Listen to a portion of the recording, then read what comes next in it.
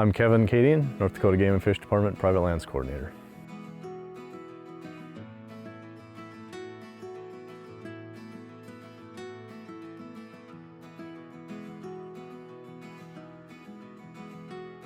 PLOTS stands for Private Land Open to Sportsmen, and it's really in its simplest form, it's an agreement between North Dakota Game and Fish Department and a private landowner to enroll their land into our program for walk-in hunting access. And with that, we do, on some PLOTS agreements, we do habitat development work, such as new grass plantings, food plots, things like that.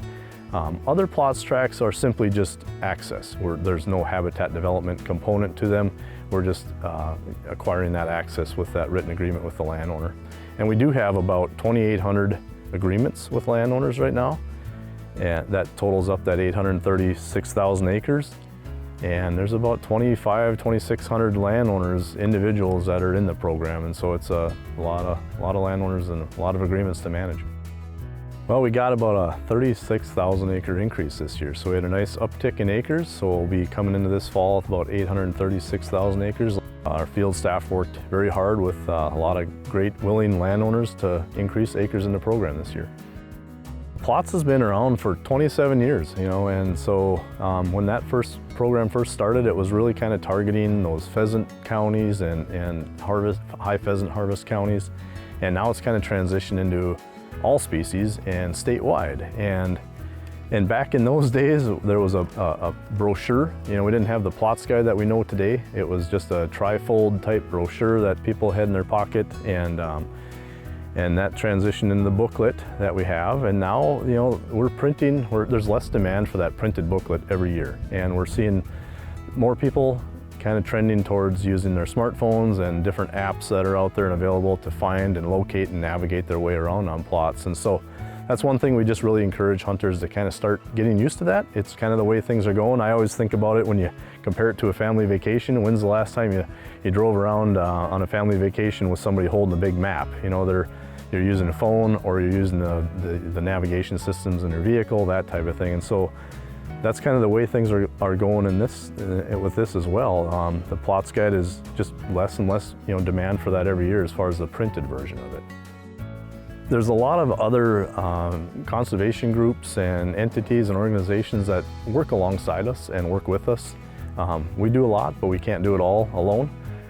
So a lot of groups, from conservation groups like Ducks Unlimited, Pheasants Forever, Mule Deer Foundation. There's a lot of them that we work with that help provide additional incentives on top of PLOTS, or maybe they come in and provide some additional cost share for habitat work. This year, we did get some new acres in the program, but a lot of those acres have some new habitat development on them too. And so, again, the program is not just for pheasants, but we have a lot of these acres that are new, that have new habitat, are great for upland bird hunting, big game hunting. There's some really good waterfall hunting access in the PLOTS program. A lot of wetlands, a lot of small wetlands in crop fields, a lot of small wetlands out in grasslands. And then we also have about 25,000 acres of access that allows field hunters to drive in fields for waterfall hunting. And so that's kind of another niche that we're trying to kind of get into a little bit more too, and provide that opportunity as well.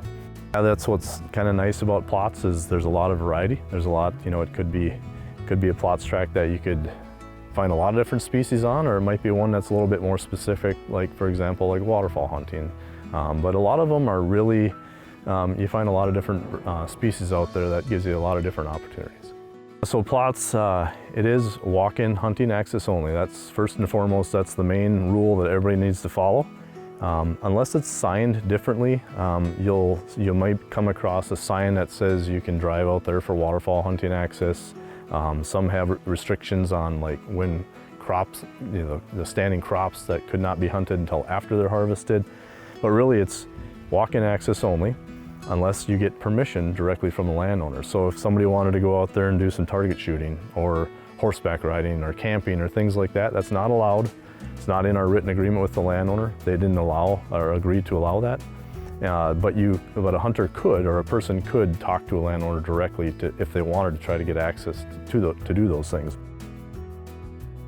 You know, as far as just good ethics, you know, when you come out there, you know, treat it, it's private land, so we want it to be treated just like it was your own. Treat it well, you know that these lands could come out of the program at some point, and we don't want any, you know, type of behavior out there that could, you know, influence the landowner, maybe not want to be in the program, that type of thing. But yeah, pick up your empty shells, pick up your trash when you're out there, pick up other trash if you see it out there.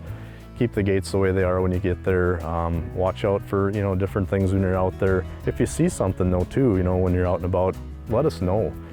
We can usually track it down and figure out what's going on. Sometimes it's just, you know, people don't quite know what's going on out there, but we'd really like you to call us and let us know if you do see something that looks out of place, or if you see some activity that doesn't look right, just let us know and we'll work with you to try to find out what's going on. So last legislative session, we actually got additional funding for the PLOTS program, and we got additional positions. So we grew the program. We did see an increase in acres this year, and our goal is still to creep back to that 1 million acres and keep going if we can. If you're a landowner and you're interested in learning more about the PLOTS program, we've got 10 field staff located in our district offices. You can reach out to any of those private lands biologists.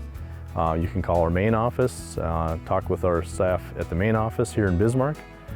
You can also go to our website and learn about the program that way, or send us an email, or just give us a call and we'll get you pointed in the right direction. We've got a lot of opportunities and a lot of good programs. There are some other changes coming up here. Again, things change with technology. The PLOTS guide I mentioned, you know, used to be a trifold brochure. Now everybody seems to be using their phone and their apps on their phone.